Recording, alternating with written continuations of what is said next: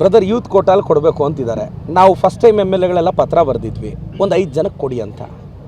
ಯಾರಿಗಾದರೂ ಕೊಡಲಿ, ಕೊಡ್ತಾರಂತ ಒಂದಿಬ್ಬರಿಗೆ, ಯಾರಿಗಾದರೂ ಕೊಡಲಿ. ನಮ್ಮ ರವಿ ಗಾಣಿಗ ಕೊಡಲಿ, ಶರತ್ ಬಚ್ಚೇಗೌಡರು ಕೊಡಲಿ, ನಮ್ಮ ಶಿವಗಂಗಾ ಅವರಿದ್ದಾರೆ ಅವ್ರಿಗೆ ಕೊಡಲಿ, ಇಲ್ಲ ಪೊನ್ನಣ್ಣ ಇದ್ದಾರೆ ಕೊಡಲಿ, ಇಲ್ಲ ಮಂತರ್ಗೌಡ ಕೊಡಲಿ, ಇಲ್ಲ ಇವರೆಲ್ಲ ಸೇರಿಸಿ ನನಗೆ ಕೊಡಲಿ ಅಂತ ಅವರು ಹೇಳ್ತಾ ಇದ್ದಾರೆ. ಗೊತ್ತು ನನಗೆ. ನಮ್ಮ ಚಿಕ್ಕಬಳ್ಳಾಪುರ ಜಿಲ್ಲೆಗೆ 50 ವರ್ಷ ಆದಮೇಲೆ ಒಬ್ಬ OBC ಹುಡುಗನಿಗೆ ಸಚಿವ ಸ್ಥಾನ ಒಲಿಯುತ್ತೆ ಅನ್ನೋ ಗಟ್ಟಿ ನಂಬಿಕೆ ನನಗಿದೆ.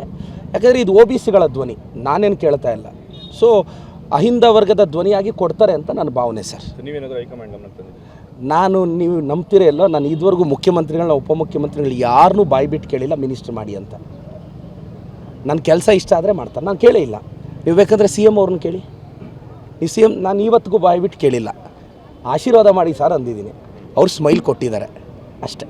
ಬ್ರದರ್ ಯೂತ್ ಕೋಟಾಲ್ ಕೊಡಬೇಕು ಅಂತಿದ್ದಾರೆ. ನಾವು ಫಸ್ಟ್ ಟೈಮ್ MLAಗಳೆಲ್ಲ ಪತ್ರ ಬರೆದಿದ್ವಿ, ಒಂದು 5 ಜನಕ್ಕೆ ಕೊಡಿ ಅಂತ. ಯಾರಿಗಾದರೂ ಕೊಡಲಿ, ಕೊಡ್ತಾರಂತ ಒಂದಿಬ್ಬರಿಗೆ, ಯಾರಿಗಾದರೂ ಕೊಡಲಿ. ನಮ್ಮ ರವಿ ಗಾಣಿಗ ಕೊಡಲಿ, ಶರತ್ ಬಚ್ಚೇಗೌಡರು ಕೊಡಲಿ, ನಮ್ಮ ಶಿವಗಂಗಾ ಅವರಿದ್ದಾರೆ ಅವ್ರಿಗೆ ಕೊಡಲಿ, ಇಲ್ಲ ಪೊನ್ನಣ್ಣ ಇದ್ದಾರೆ ಕೊಡಲಿ, ಇಲ್ಲ ಮಂತರ್ಗೌಡ ಕೊಡಲಿ, ಇಲ್ಲ ಇವರೆಲ್ಲ ಸೇರಿಸಿ ನನಗೆ ಕೊಡಲಿ ಅಂತ ಅವರು ಹೇಳ್ತಾ ಇದ್ದಾರೆ.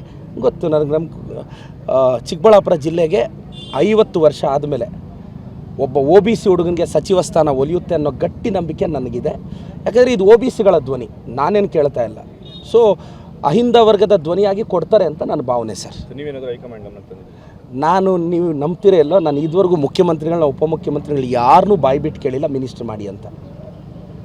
ನನ್ನ ಕೆಲಸ ಇಷ್ಟ ಆದರೆ ಮಾಡ್ತಾರೆ, ನಾನು ಕೇಳೇ ಇಲ್ಲ. ನೀವು ಬೇಕಂದರೆ CM ಅವ್ರನ್ನ ಕೇಳಿ. ನೀವು CM, ನಾನು ಇವತ್ತಿಗೂ ಬಾಯ್ಬಿಟ್ಟು ಕೇಳಿಲ್ಲ. ಆಶೀರ್ವಾದ ಮಾಡಿ ಸರ್ ಅಂದಿದ್ದೀನಿ, ಅವ್ರು ಸ್ಮೈಲ್ ಕೊಟ್ಟಿದ್ದಾರೆ ಅಷ್ಟೇ.